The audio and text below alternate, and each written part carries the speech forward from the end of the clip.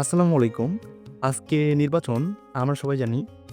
তো ভোট দেওয়ার জন্য একটা ভোটার নাম্বারের প্রয়োজন হয়। আর এটা বের করার জন্য আমি গেলাম স্মার্ট ইলেকশন ম্যানেজমেন্ট বিডিতে।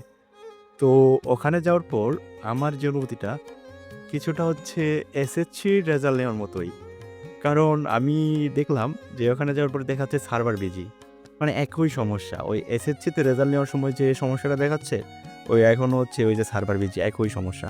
তাহলে ভাই বিষয়টা হচ্ছে যে আপনারা এত টাকা-পয়সা নষ্ট করতেছেন। এই যে হচ্ছে শ্রম দিচ্ছেন, এই যে সময় দিচ্ছেন, কি দরকার?